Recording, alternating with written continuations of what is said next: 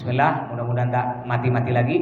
Sekarang kita sampai bab tentang menjelaskan dilarangnya kita mengharap mati. Kadang-kadang ada orang karena kena musibah, bencana, kena penyakit, lalu dia pingin mati. An Abi Hurairah, diriwayatkan dari Abi Hurairah radhiyallahu anna Rasulullah sallallahu alaihi wasallam, bahwasanya Nabi bersabda, "Gal la yatamanna ahadukumul maut imma muhsinan fala'allahu yasdad wa imma musian fala'allahu yasta'tib." Muttafaqun alaih.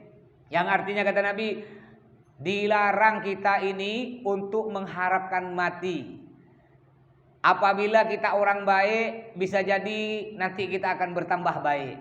Apabila kita orang jahat, bisa jadi kita akan berhenti dari jahat. Maksudnya bagaimana? Jangan kita minta mati.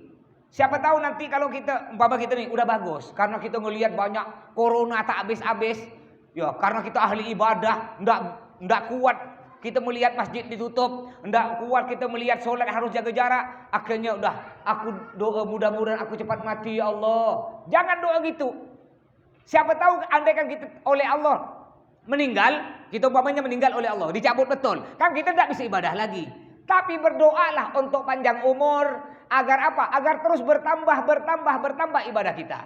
Begitu pula sebaliknya, kita orang jahat, banyak maksiat, ya Allah daripada saya maksiat terus, judi terus, zina terus, mabuk terus, bagus cabut ya nyawa saya ya Allah, jangan kau tambah, nanti saya tambah panjang umur malah saya tambah maksiat. Tidak boleh gitu. Tapi kita tetap berdoa, ya Allah panjangkan umur saya. Siapa tahu nanti kita oleh Allah ketika panjang umur, oleh Allah diberi hidayah hingga kita bisa bertobat jadi orang yang bagus. Ini saya pernah menjenguk orang sakit keras. Dia sakit ini udah bertahun-tahun dia tak sembuh-sembuh. Ya, dia sakit kepala, pokoknya pusing, macam-macam lah sakitnya nih, terutama bagian kepala. Ketika saya jenguk, baru saya ketemu orang minta doaan nih. Ya, Assalamualaikum, waalaikumsalam. Pak Ustadz, saya nih sakit kepala pening, rasa nak pecah kepala. Sudah bertahun-tahun dah Pak Ustadz. Tolong Pak Ustadz doakan dia, mudah-mudahan saya cepat mati. Astagfirullahaladzim. Kau doa minta mati. Andaikan umur bisa dipindah, ditransfer, saya mau bonus 10 tahun berikan saya, mau saya. Orang minta hidup, dia minta mati. Saya bilang jangan, tidak boleh minta mati gitu, tidak boleh. Ya, bapak banyak baca istighfar. Dia masih jawab, saya udah banyak baca istighfar Ustaz, tapi tak berubah. Masih jawab, halo tes, ini banyak mati lagi. Halo tes. Udahlah, pakai anu ya lah. Ya, langsung ya. Nah. Jadi ketika kita nasihati, bapak banyak baca istighfar, saya udah banyak baca istighfar, bapak banyak baca Al-Quran, saya udah banyak baca Al-Quran, bapak banyak tengah malam, setiap hari bangun malam Pak Ustadz, tapi kenapa oleh Allah, saya penyakit saya tidak dicabut-cabut. Apa kata Nabi Muhammad dalam hadis yang lain? Idza ahabballahu mra'an ibtalah. Yang artinya jika Allah mencintai, menyayangi seseorang, ibtalah, maka akan Allah beri dia cobaan. Cobaan apa? Cobaan penyakit, cobaan dari istri, cobaan dari suami, cobaan dari rumah tangga, cobaan dari keluarga, cobaan dari tetangga, cobaan dari dunia, ekonomi, kerja, dan lain sebagainya. Cobaan. Berarti Bapak Ibu jangan senang. Umpama Bapak Ibu alhamdulillah, saya sehat tak pernah sakit. Saya alhamdulillah ekonomi saya lancar-lancar jak Mas. Bahkan saya tambah kaya Mas. Ya, enggak ada masalah.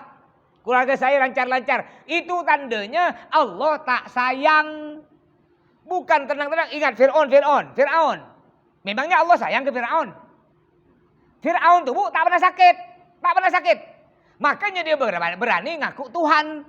Fir'aun enggak pernah sakit, enggak pernah susah, enggak pernah miskin. Itu Fir'aun. Akhirnya karena dia merasa tak pernah sakit, senang terus hidupnya, dia pun ngaku bahwa dia Tuhan. Begitu pula kita. Jangan senang-senang karena kita sehat. Bahkan yang sakit itu bersyukur. Makanya sering orang ngomong, oh kau sakit ini insya Allah jadi penebus dosa kau. Betul. Ya mungkin karena banyak dosa kita, akhirnya Allah sayang, diberilah kita penyakit, tapi harus sabar. Jangan gara-gara tertimpa sakit, jangan gara-gara kena corona, jangan gara-gara bangkrut banyak utang, lalu kita ya Allah, aku hidup di dunia pun gini. Udahlah sakit-sakitan, keluarga tak ada berkawan, tetangga bermusuh semua, ya. Ekonomi kayak gini, utang melonggok, bagus cabut ya nyawa saya ya Allah. Ini tidak boleh.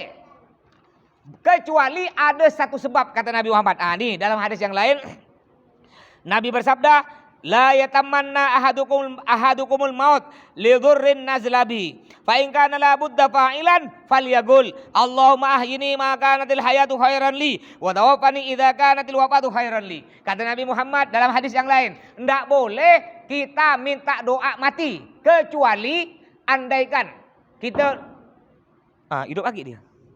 Halo, hidup lagi. Sedang enggak teriak-teriak sakit tenggorokan?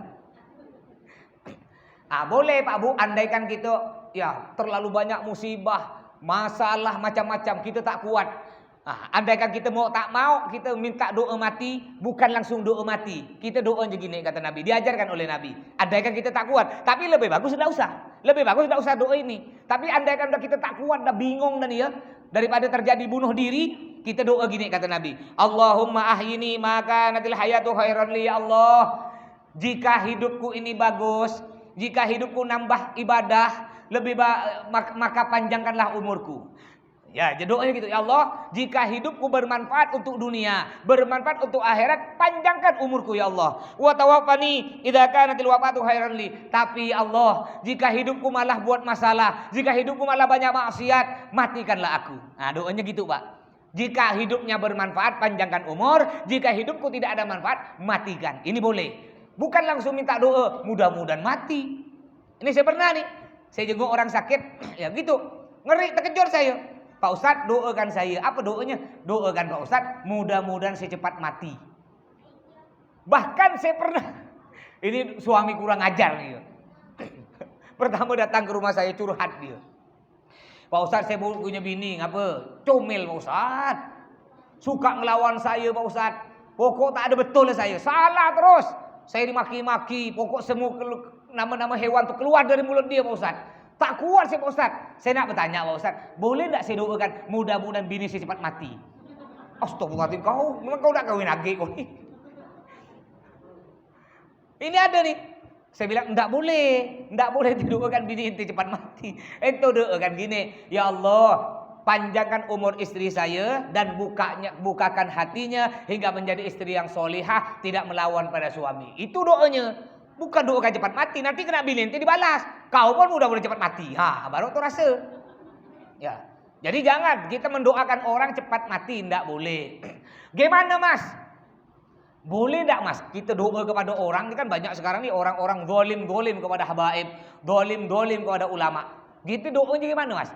Apakah kita doakan mudah-mudahan dia panjang umur lalu bertobat, atau kita doakan dia Mas mudah-mudahan dia dapat balak bencana? Yang mana yang betul? Dua-duanya betul. Boleh. Doanya gini, ya Allah panjangkan umur dia. Yang dolim pada ulama, panjangkan umurnya ya Allah dan mudah-mudahan berhidayah, mudah-mudahan dia bertobat kepadamu. Boleh? Ya. Doa umpamanya ya Allah, beri dia balak, beri dia musibah karena dia telah kurang ajar kepada para ulama. Boleh. Allah saja melaknat mereka yang kurang ajar kepada ulama. Allah melaknat, Allah marah, Allah murka. Apalagi gitu. Jadi doa boleh dua. Ya kalau doa bapak yang kira-kira yang hatinya lembut, ya yang sabar-sabar ya doa kayak gitulah. Mudah-mudahan panjang umur beri hidayah. Tapi kalau yang muda-muda kayak tak ada lah. Dapat berita ada orang mati kemarin tuh kan? Yang vonis Habib Rizik 4 tahun dapat berita, bukan innalillah, alhamdulillah. Terus jadi intinya pada bab ini kita dilarang untuk berdoa mohon mati. Tapi berdoalah kepada Allah, minta umur yang panjang, yang mana umur kita bisa digunakan bermanfaat bagi dunia kita dan bagi akhirat kita. Baik, bab selanjutnya karena ini bab sedikit ya keterangannya. Babul wara' wa tarkis syubhat. Babul wara' wa tarkis syubhat. Bab menjelaskan tentang wara' wa tarkis syubhat. Ya, dan meninggalkan perkara yang tak jelas. Tak ada agak halal, tak ada agak haram. Apa itu wara'? Wara' ini menjaga dari perkara halal. Bukan perkara haram, perkara halal dijaga. Tak sembarangan masuk. Di antaranya orang wara'. Di antaranya orang wara' ini tidak mau makan sampai kenyang berlebih. Ini orang wara'. Beda dengan saya, dengan kita nih Pak ya. Pertama makan lauk tempe. Tiba-tiba tetangga kenyang nih. Nasi udah habis 2 piring, lauk tempe dengan sambal belacan. Tiba-tiba ada tetangga ngantar, ya ayam goreng. Kira-kira makan lagi dah. Kalau gitu. Bantai aja. Kalau kita bukan sampai kenyang makan, sampai tak bernapas, itu kita. Kalau orang warok tak ada. Orang warok tuh, makanya kata Nabi Muhammad, kalau kita makan dibagi 3. Perut kita nih, ini dari pusar nih sampai ke sini dibagi 3 kata Nabi. 1/3 untuk nasi, 1/3 untuk air, 1/3 untuk napas. Kalau kita tak ada bagi 1/3. Coba tak ada cahaya lah bukan bulan puasa, bagi 2. Separuh untuk nasi, separuh untuk air.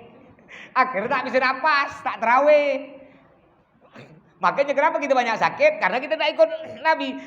Sedangkan orang warok itu, jangankan perkara yang belum jelas, perkara yang udah jelas halal, mereka tak mau berlebih-lebihan. Ini orang-orang warok.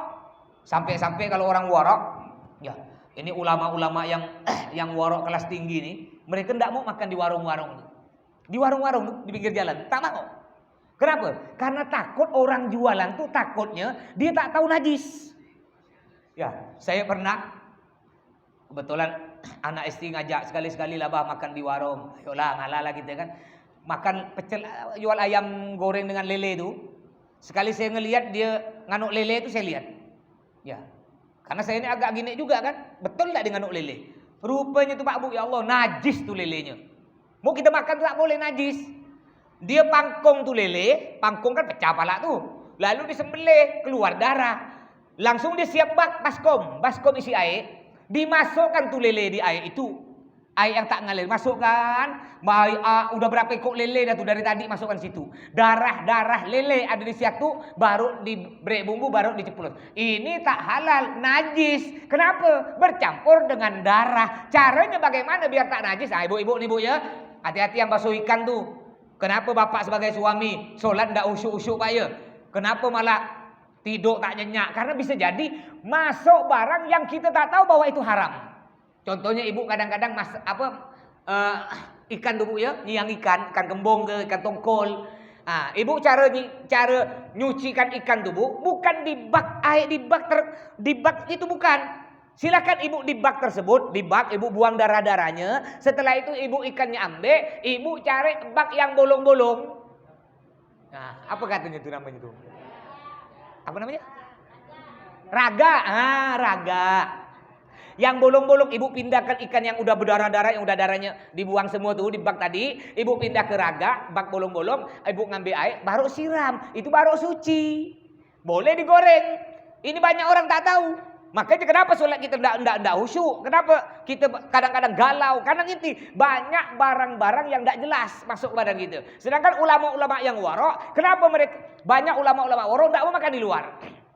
Contohnya Abi tak mau. Paling anti Abi makan di warung. Kecuali kalau di Jawa. Di Jawa umpama jalan dengan saya. Nah, kayak sekitar 4 tahun yang lalu lah. Abi dengan saya ke Jawa, saya diajak karena lapar, mau tak mau makan di terminal. Ya di terminal itu pun cari tunggu dulu Ji, kata Abi. Lihat dulu rumah makannya. Iya, rumah makan Padang. Penjaganya pakai jilbab. Nah, baru Abi masuk. Padahal belum jelas ya pakai jilbab, belum tentu kan dia pandai nyucikan ikan. Tapi bismillah, agak mending lah kata Abi. Tapi kalau bisa Abi itu enggak mau, kalau bisa Abi tahan lapar dia cuma makan roti ya di bis. Nanti ketika nyampe di tempat baru dia makan punya keluarga si tuan rumah tuh. Ini orang-orang warok. Sampai-sampai mereka ni ada cerita. Bukan, itu bab qanaah. Ini warok. Warok tu Bu, warok artinya berhati-hati dalam perkara yang jelas halal.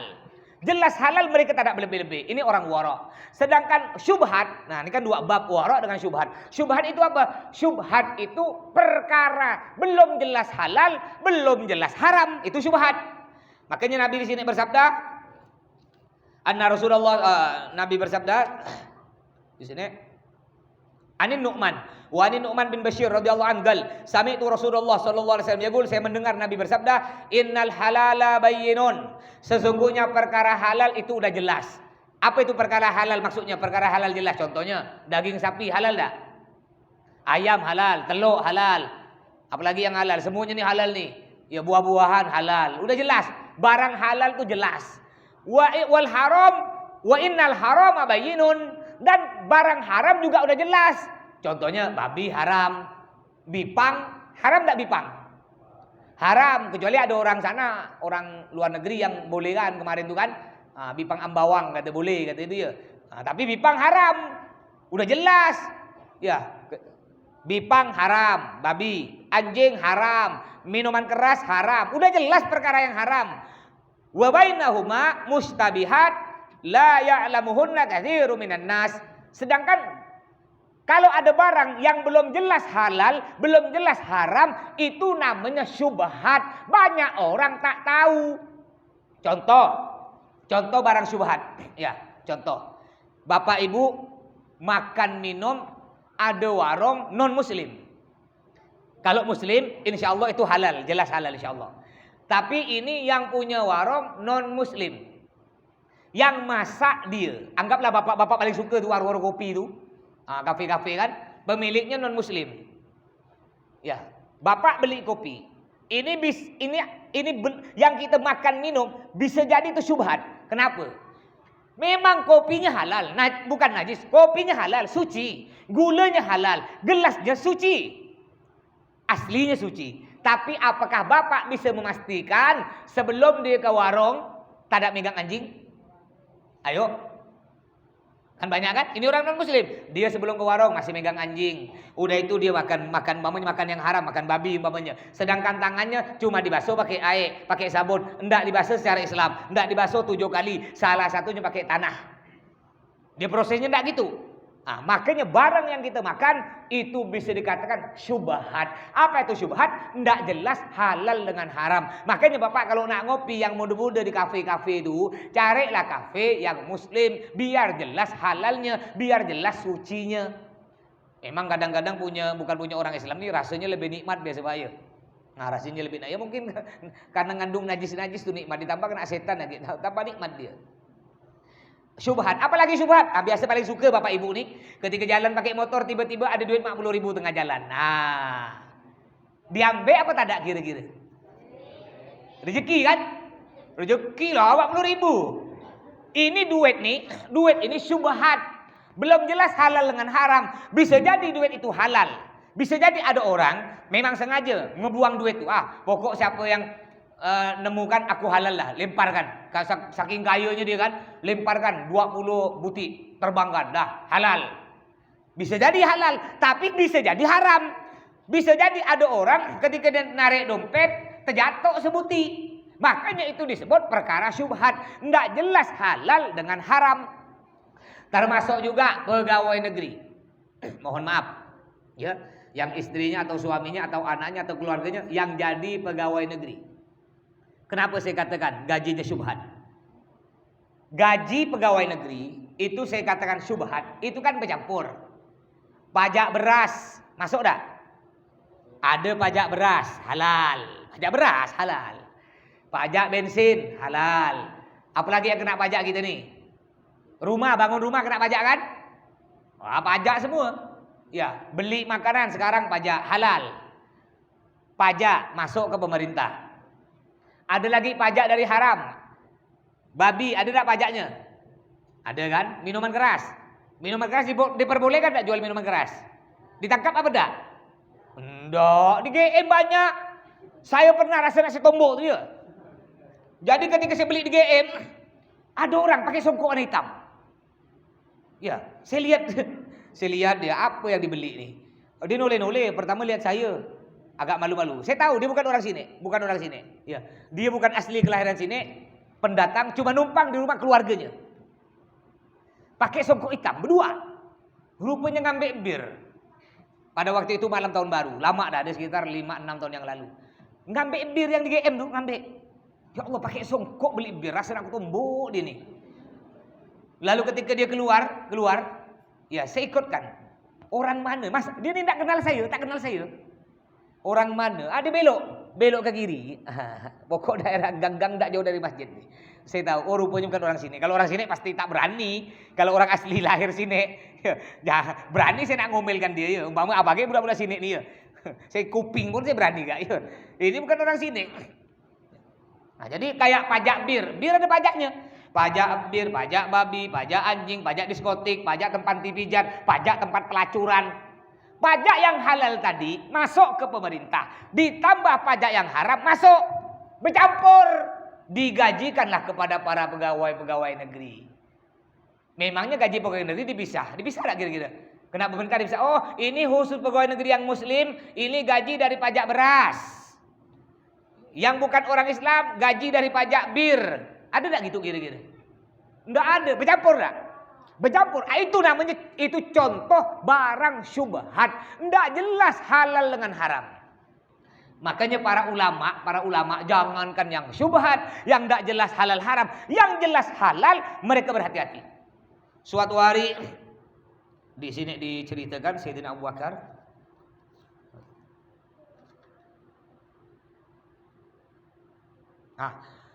di sini diceritakan an Aisyah. Dari suatu hari an Aisyah diriwayatkan dari Sayyidatina Aisyah. Siti Aisyah ini putri dari Sayyidina Abu Bakar, istri dari Nabi Muhammad. Galat kana li Abi Bakar Siddiq ghulamun yuhrid lahul kharat. Ya, beliau bercerita bahwasanya ayahku punya pelayan. Pelayan yang mana Masya Allah pelayan ini baik ya. Setiap Sayyidina Abu Bakar kalau datang tuh apa yang diberi kena dibaik. Wa kana Abu Bakar radhiyallahu anhu ya'kul min harajihi. Suatu hari Sayyidina Abu Bakar makan dari pemberiannya.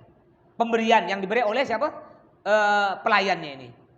Faja'a yauman bi syai'in fa akala Abu Bakar. Suatu hari Sayyidina Abu Bakar makan pemberian pelayan tersebut. Faqala lahul gulam. Lalu pelayan itu berkata kepada Sayyidina Abu Bakar, "Atadri ma hada?" Sayyidina Abu Bakar, "Apakah kamu tahu apa yang kau makan barusan ini? Tahu enggak? Dapat dari mana? Kau tahu enggak?" kata dia. "Kau langsung selo-selo yang kau makan." Apa kata Sayyidina Abu Bakar? Faqala Abu Bakar, "Wa ma huwa?" Aku tak tahu. Apa itu yang tadi kau beri aku makan ya kau beri. Ya. Terus faqala kuntu takahhantu li insanin fil jahiliyah. Dulu aku ini pernah jadi dukun palsu. Nah, dukun palsu, tabib palsu. Nah, sekarang ini kan banyak dukun palsu, dukun cabul. Hati-hati Bu ya, Ibu jangan mudah-mudah percaya. Nah, kalau udah bapak punya anak mau sakit, bapak pergi satu tabib, lalu bapak dengan ibu suruh keluar kena dia. Bapak dengan ibu tunggu di luar, biar anak perempuannya saya ngobat. Karena tidak boleh ada orang lain, cukup saya berdua. Tak usah itu, tak usah hati-hati. Tak usah, bagus obat ke yang lain. Tapi kalau dia ngobat anak ibu perempuan, bapak boleh lihat, dampingi, itu masih mending. Tapi kalau udah suruh tinggalkan, itu hati-hati ya. Bukan apa, nanti bukan tambah kempes tuh perut, tambah bengkak perut. Ya, kena santet dia pula. Jadi kata si pelayan ini, dulu aku pernah jadi dukun palsu. Ya, tabib gadungan. Wa ma'usinul kihana, padahal aku tak bisa ngobat orang, tak bisa ngobat. Pura-pura ya.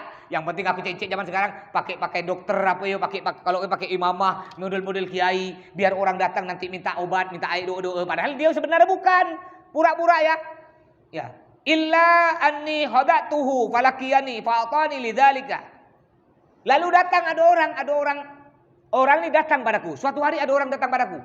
Dia kira nih aku nih memang tabib, bisa ngobat orang, padahal tak ada. Aku pura-pura lah, beri air, jampi-jampi lah dia tuh. Akhirnya diberikan ke dia.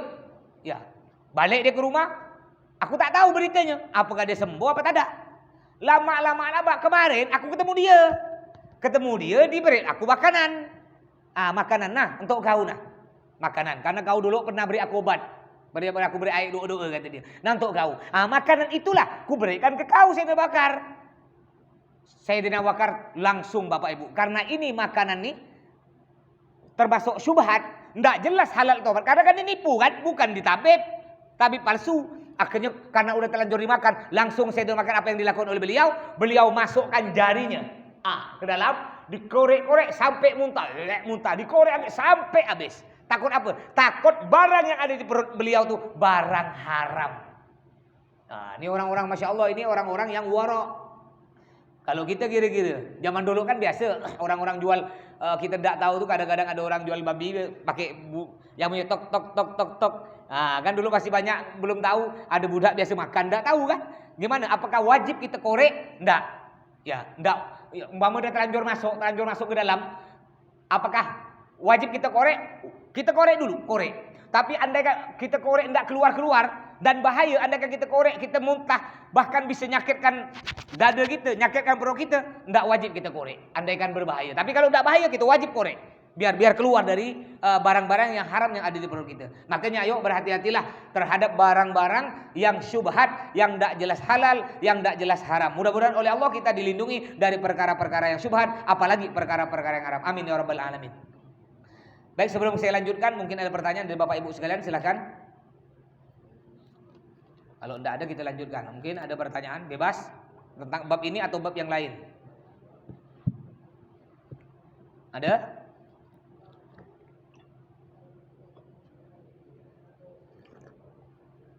Ibu-ibu? Tidak ada, Bu? Nah, kalau tidak ada kita lanjutkan pelajaran fikih kitab Al-Aham karangan Habib Hasan bin Ahmad Al-Kaf. Mana ini?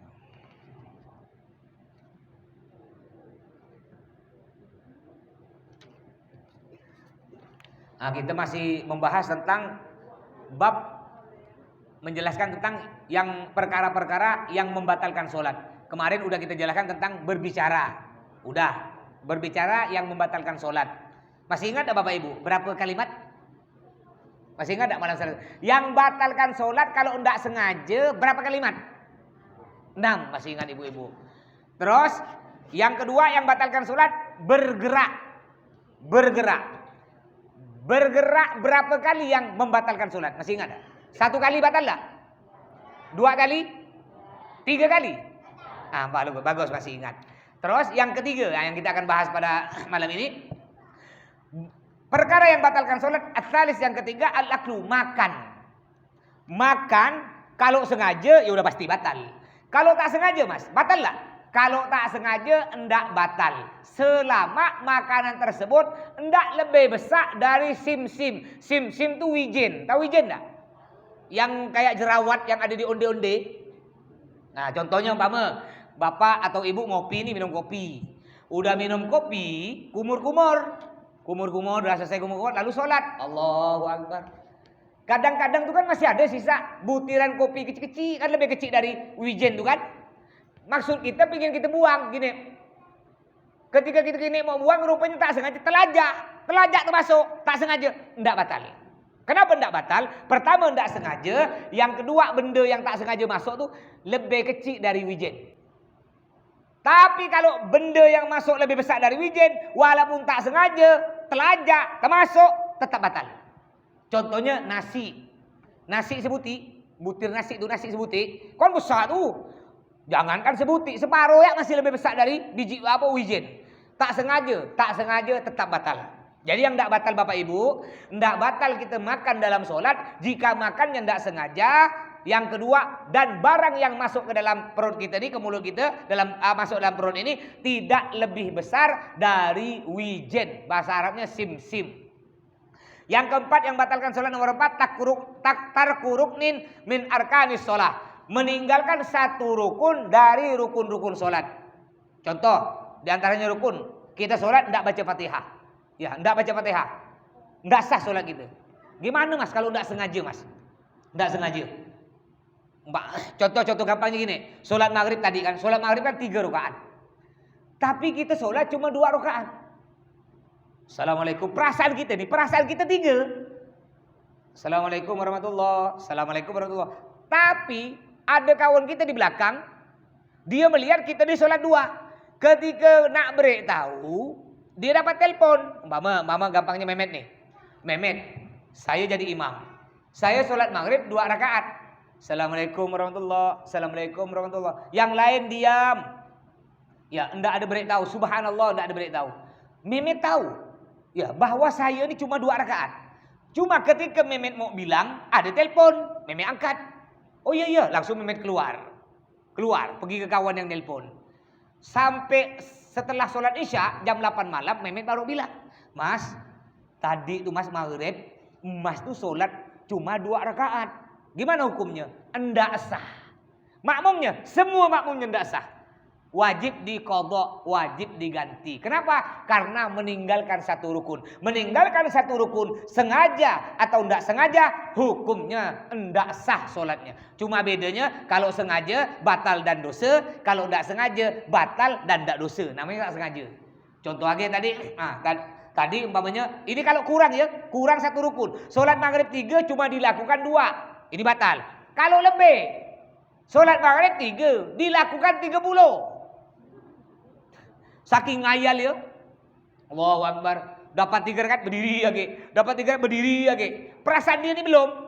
Perasaan ini belum. Sampai tak terasa. Anggaplah sebanyak amat 30 banyak amat. 4 je lah ya. Ya, ngayal amat 30 tu. Ya. Anggaplah sholat maghrib 3 rakaat. Tapi kita lakukan 4 atau 5. Lebih. Gimana hukumnya? Kalau tak sengaja, tak apa-apa. Tidak batal. Ya, jadi kalau lebih, tidak sengaja, tidak batal. Tapi kalau kurang, maghrib 3 rakaat cuma dilakukan 2, sengaja atau tak sengaja, tetap sholatnya batal. Terus, babu sujud sahwi. Bab menjelaskan tentang sujud sahwi. Pernah dengar sujud sahwi Bapak Ibu? Apa tuh sujud sahwi? Sujud sahwi yaitu sujud yang dilakukan apabila kita lupa mengerjakan sesuatu, contohnya sunnah-sunnah abad, lupa kunut, atau kita lebih sholat maghrib 3 rakaat jadi 4 rakaat, itu kita disunnahkan sujud sahwi. Sunnah, ingat ya, sunnah. Walaupun kita tidak mau lakukan, tidak apa-apa. Contoh, Bapak Ibu sholat subuh. Subuh itu kan sunnahnya kita kunut kan. Nah, Allahumma hdina fi man hadait, amin. Lalu kita tidak kunut.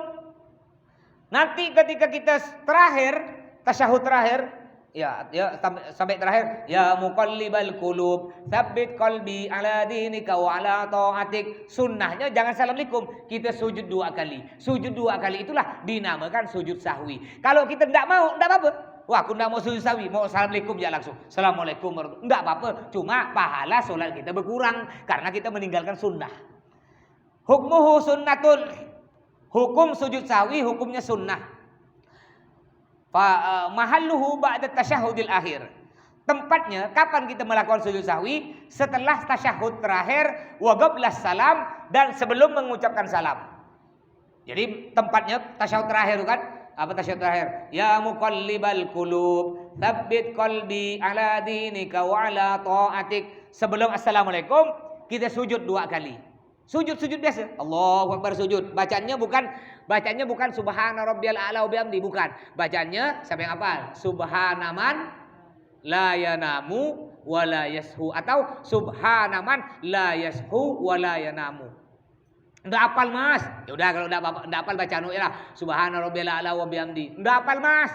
Ya udah baca subhanallah. Ya, 3 kali subhanallah, subhanallah, subhanallah. Enggak hafal Mas? Parah gak kau enggak hafal, besok ya lah. Itu pun tak hafal kak. Nah, sujud sahwi. Jadi contohnya Bapak Ibu ya, contohnya umpama kita lupa kunut atau lupa tasyahud pertama. Tasyahud pertama kan sholat maghrib 3 rakaat. Setelah dapat 2 rakaat kita sujud nih, sujud. Kita kan tidak langsung berdiri, tapi kita tasyahud. At-tahiyatul itu namanya tasyahud pertama. Tasyahud sampai asyhadu an la ilaha illallah wa asyhadu anna muhammadar rasulullah. Allahumma sholli ala sayyidina Muhammad. Allahu akbar, kita berdiri. Berdiri rakaat berapa tuh? Rakaat ketiga. Gimana umpamanya Bapak Ibu lupa tasyahud pertama. Setelah sujud, yang mana sebenarnya tasyahud pertama lupa, Bapak Ibu langsung berdiri. Allahu akbar. Ini rakaat ketiga. Sedangkan kita belum tasyahud pertama. Ya. Lalu kita ketika berdiri ingat, aku ini belum tasyahud pertama. Gimana? Apa yang dilakukan? Duduk untuk tasyahud atau tetap berdiri? Ayo, siapa tahu yuk. Ada duduk, ada berdiri. Ingat Ibu ya, tasyahud pertama itu hukumnya sunnah. Berdiri hukumnya apa? Berdiri tadi hukumnya? Hukumnya wajib. Tidak boleh kita meninggalkan wajib untuk melakukan sunnah. Artinya kalau kita sudah terlanjur berdiri tegak, yang mana kita tak sengaja tadi meninggalkan tasyahud pertama, jangan kita duduk untuk tasyahud pertama. Jangan kita duduk, tetap kita berdiri. Lanjutkan rakaat ketiga. Rakaat ketiga sudah selesai, Fatihah waradhdallin, amin, langsung kita ke ruku, i'tidal, lalu kita sujud 2 kali. Ketika sujud terakhir, kita duduk tasyahud terakhir. Nyampe ya muqallibal qulub, tsabbit qalbi ala dinika wa ala taatik. Ini boleh 2 pilihan. boleh langsung assalamualaikum, cuma ndak dapat pahala sunnah sujud sahwi. Yang paling bagus jangan assalamualaikum dulu, kita sujud sahwi 2 kali. Allahu akbar sujud, baca tadi subhana man la yanamu wa la yashu. Kalau ndak hafal boleh tadi subhanallah, subhanallah, subhanallah. Setelah itu kita bangun Allahu akbar, Rabbi fili warhamni wa'bunni fa'ani. Lalu kita sujud lagi 2 kali. Allahu akbar subhana man la yanamu wa la yashu. Allahu akbar. Langsung enggak usah tahiyatul lagi, langsung assalamualaikum warahmatullahi as'alukal fawza bil jannah. Assalamualaikum warahmatullahi as'alukan najata minan nari wal afwa indal hisab. Paham enggak cara sujud sahwi Bapak Ibu? Hah? Kurang. Ulang lagi sekali lagi, ini sekali lagi. Ya. Yang umpamanya kita tasyahud terakhir, tadi kita lupa kunut. Lupa apa lagi umpamanya? Lupa tasyahud pertama atau solatnya lebih rakaat. 3 maghrib 3 kita jadi 4 atau jadi 5. Nanti ketika tasyahud terakhir, ya udah terakhir tuh, ya muqallibal qulub, tsabbit qalbi ala dinika wa ala taatik. Jangan assalamualaikum, langsung sujud. Allahu akbar. Ya baca subhanallah, subhanallah, subhanallah boleh kalau enggak hafal. Lalu duduk, Allahu akbar. Sujud lagi 2 kali sujudnya. Sujud lagi baca tadi subhanaman la yanamu wa la atau baca subhanallah, subhanallah, subhanallah. Lalu kita duduk, langsung assalamualaikum warahmatullahi. Assalamualaikum warahmatullahi. Enggak usah baca lagi at-tahiyatul, enggak usah. Bisa tak kira-kira? Lebih amannya ikut imam. Itulah hikmahnya, faedahnya kita sholat berjamaah. Jadi andaikan imamnya enggak kunut, ya. Imamnya enggak kunut Bapak Ibu pun enggak kunut. Disunnahkan nanti kan sujud sahwi. Kita ikut imam sujud sahwi. Imam sujud sahwi, kita sujud sahwi. Kalau kita tidak ikut, tidak mas, anda tidak mau ikut sujud sahwi, batal sholat kita, batal. Kita harus ikut imam sujud sahwi, kita sujud sahwi. Karena dia sopir, ya kayak sopir. Tapi kalau gini, imamnya sholat maghrib udah pas 3 rakaat, imamnya sholat maghrib 3 rakaat. Ketika dia sujud, sebenarnya kan dia kalau sholat maghrib 3 rakaat, sujud terakhir dia harus duduk tasyahud terakhir. Tapi imamnya tak ada. Imamnya berdiri. Berarti rakaat berapa kalau imam berdiri? Rakaat keempat. Kalau kita tahu bahwa imam lebih, enggak boleh kita ikut. Enggak boleh kita ikut. Kita boleh 2 Bapak Ibu. Mama nih sholat maghrib. Imamnya sebenarnya tuh dia bangun dari sujud harus tasyahud terakhir. Cuma imamnya lupa berdiri. Allahu akbar. Rakaat keempat maghrib. Kita udah bilang subhanallah. Ibu udah tepuk tangan gini, masih ya imam tuh tak dengar. Ibu enggak boleh ikut imam. Kalau ikut berdiri, padahal ibu tahu sholat maghrib lebih, batal. Caranya gimana? Caranya boleh 2. Boleh ibu langsung baca tasyahud terakhir sampai ya muqallibal qulub, tsabbit qalbi ala dinika wa ala taatik. Udah itu ibu tunggu imam sampai imam nanti ruku, i'tidal, sujud, sampai tasyahud. Ya, tasyahud terakhir imam, lah sampai imam assalamualaikum. Ketika imam assalamualaikum warahmatullahi wabarakatuh, baru kita assalamualaikum warahmatullahi wabarakatuh. Assalamualaikum warahmatullahi wabarakatuh. Boleh. Nunggu imam sampai assalamualaikum. Atau boleh yang kedua. Yang kedua namanya niat mufarokoh. Jadi ketika Bapak Ibu tahu imam tuh sholat maghrib lebih 1 rakaat, masuk rakaat keempat, ibu tidak boleh ikut ya, bapak tidak boleh ikut, tetap duduk, nanti niat dalam hati. Niat saya pisah dari imam. Dalam hati. Tidak usah ngomong. Mam, aku pisah sama dia? Tak usah. Ya, batal. Niat dalam hati. Niat saya pisah dari imam. Setelah Bapak Ibu niat gitu dalam hati, langsung Bapak Ibu baca tasyahud. At-tahiyatul sampai selesai terakhir. Ya muqallibal qulub, tsabbit qalbi ala dinika wa ala taatik. Assalamualaikum warahmatullahi. Assalamualaikum warahmatullahi. Dah selesai. Imam belum. Ya, imam kan lupa dia. Nah, urusan dia lah. Nih, bab sujud sahwi. Mungkin ada yang bertanya sebelum saya lanjut?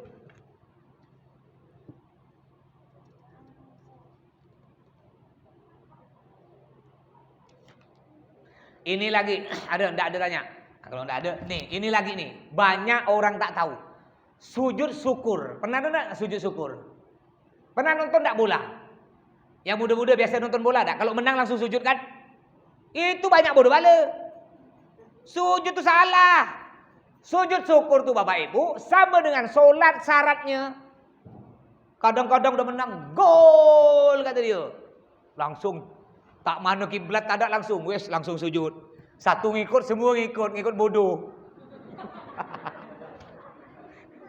Inilah kata ulama dalam kitab Zubat, Wa kullu man bi ghairi ilmin ya'malu a'maluhu mardudatun la tuqbalu. Orang yang mengamalkan ibadah tanpa ilmu, amalnya ditolak, tak diterima. Ini kayak gini. Sujud syukur itu dilakukan apabila kita mendapatkan nikmat yang sangat besar, yang jarang terjadi. Contohnya, bapak tiba-tiba ditelepon, kena Telkomsel.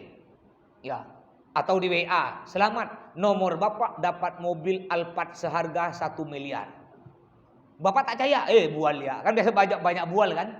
Udah di WA bapak tanya, ditelepon. Assalamualaikum, salam pak, nomor bapak dapat mobil Alphard. Silakan bapak pergi ke Anzon bawahnya.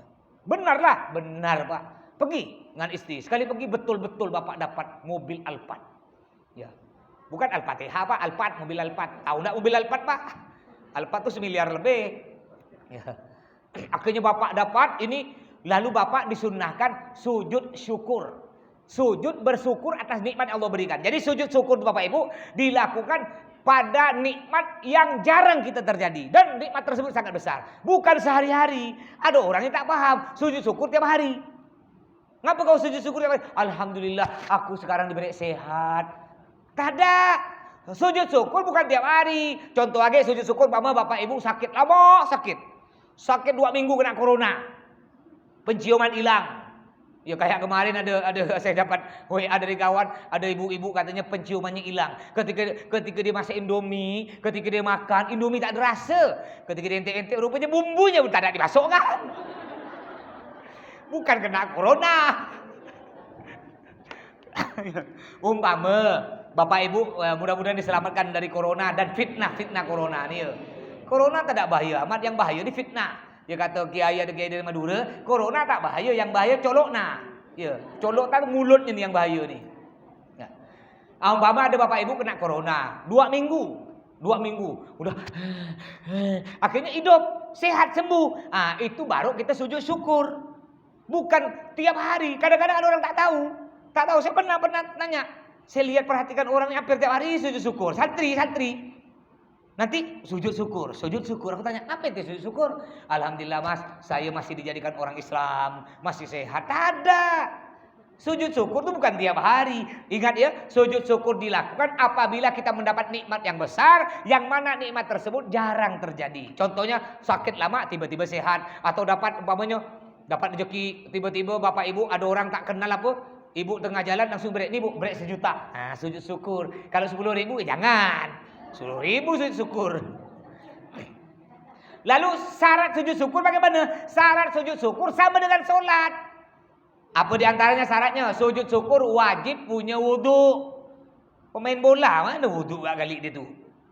Anggaplah dia wudu, tapi ada yang tak sah pemain bola. Sujud syukur wajib tutup aurat. Ada tak pemain bola pakai kain sarung? Ada tak? Atau pakai jubah gamis gini? Ada tak? Mana ada pemain bola semua nampak tak paha dia tu? Ada tak pemain bola pakai kaos kaki panjang sampai paha tak nampak? Tak bisa. Karena tak akan gesit dia jalan. Jadi syarat pertama orang sujud syukur wajib punya wudu. Yang kedua wajib tutup aurat. Kalau laki-laki di atas pusar sampai bawah lutut, yang ibu-ibu pakai ruku atau mukena. Syarat ketiga orang sujud syukur wajib menghadap kiblat. Bukan sembarangan Allah Akbar nonggeng-nonggeng itu, tak ada. Ngadap kiblat. Ya, cek-ceknya umpamanya anggaplah kiblat sana tuh. Nih kiblat sana. Ya, kita duduk nih sujud syukur caranya. Setelah itu gimana? Kita udah punya wudu, udah tutup aurat, udah ngadap kiblat, berniat. Niatnya bukan usolli. Karena kita tidak sholat. Niatnya nawaitu sajadata syukrin sunnatan lillahi ta'ala. Payah mah bahasa Arab, ya udah pakai bahasa Melayu pun boleh. Niat saya sujud syukur sunnah karena Allah. Lalu takbir, Allahu Akbar, enggak baca Fatihah. Setelah takbir Allahu Akbar, lalu sujud Allahu Akbar. Baca ada doanya sujud syukur. Enggak hafal ya udah baca banyak-banyak. Subhanallah atau alhamdulillah, subhanallah walhamdulillah wala ilaha illallah wallahu akbar. Subhanallah 3 kali baca itu, lalu kita bangun. Langsung assalamualaikum warahmatullah. Assalamualaikum. Enggak pakai tahiyatul. Enggak pakai. Kira-kira pemain bola ada enggak kayak gitu? Ada enggak? Enggak ada, langsung yang gitu. Kita pun yang bodoh-bodoh ikut. Ingat ya, saya ajarkan lagi, syaratnya harus punya wudu, harus tutup aurat, menghadap kiblat. Niatnya, nawaitu sajdata syukrin sunnatan lillahi ta'ala. Pakai bahasa Melayu boleh. Niat saya sujud syukur sunnah karena Allah. Allahu Akbar. Tak usah baca apa-apa langsung. Allahu Akbar, sujud. Nah, sujud nak boleh baca apa pun boleh. Subhanallah alhamdulillah atau subhana rabbil azim, subhana rabbil ala, alhamdulillah ya Allah, ala jamin ni'am, alhamdulillah ya Allah, engkau telah memberi saya nikmat berupa mobil Alphard, alhamdulillah ya Allah, engkau telah beri nikmat saya berupa istri 2, 3, 4 mamanya. Jangan nyari-nyari tombok kena bini pertama. Udah itu, udah kita baca dah macam-macam dah, kita puji-puji Allah, lalu kita bangun Allahu Akbar, tak usah at-tahiyatul langsung. Jadi ketika bangun Allahu Akbar, Assalamualaikum warahmatullah, Assalamualaikum warahmatullah. Sujudnya 1 kali aja. Nah, ini banyak orang tak tahu. Namanya sujud syukur. Makanya kita agama ini bukan ikut-ikutan, walaupun kiai bisa salah. Kayak ada santri itu kan baru balik kampung, dia mondok lama, cuma tak pernah praktek. Ustadz ngajar dia tidur, Ustadz ngajar dia ngayal. Ketika balik kampung ada orang mati, suruh ngimam. Kayak kemarin bapak ibu nonton enggak? Ada petugas medis yang dipakai baju robot, yang orang meninggal corona. Masa sholat mayat ada ruku, ada sujud lah. Memang mayat banyak dosa apa? Ini kayak cerita sama dengan santri itu. Santri ketika balik kampung suruh ngimam sholat jenazah. Orang tahu kan namanya santri, apalagi 10 tahun pasti pintar kan, pasti alim. Cuma karena dia di pondok nakal, tak pernah belajar, tak pernah praktek. Ketika dia sholat kayak tadi, ada sujud, ada ruku, ya 4 rakaat lagi itu. Ada tahiyatul, untung tak ada kunut. Udah itu assalamualaikum warahmatullah. Orang kampung nanya lah, orang kampung nih, maaf Pak Ustadz, saya nih udah puluhan tahun sholat jenazah dari Pak Kiai zaman dulu. Kebetulan kiainya udah meninggal semua. Tak ada nih ruku, tak ada sujud. Baru sekarang. Apa dijawab? Tak mau kalah. Ada pesantren tak mau kalah. Oh itu dulu, itu mayat tak punya dosa. Ini mayat banyak dosa. Makanya perlu sujud. Ini karena awam tak tahu. Kan ada video viral tuh kan. Ada petugas kesehatan COVID tuh corona. Dia sholat mayat, ada sujud, ada ruku, sangsut gitu. Nah inilah gunanya Bapak Ibu belajar, bukan hanya ikut kiai, bukan ikut ustadz ulama, bukan, tapi kita belajar betul dari sumber, dari Al-Quran, dari hadis, dari kitab. Ya, tapi insya Allah kalau kita ikut ustadz pun, insya Allah pun kita akan selamat. Ikut ustadz yang guru-guru kita ya, yang jelas guru-guru kita. Mudah-mudahan oleh Allah kita diberikan umur yang panjang, sehat walafiat, hingga kita bisa mengamalkan seluruh perintah Allah, menjauhi seluruh larangan Allah. Amin ya rabbal alamin. Sampai di sini karena udah isya, kurang lebihnya mohon maaf. Wassalamualaikum warahmatullahi wabarakatuh.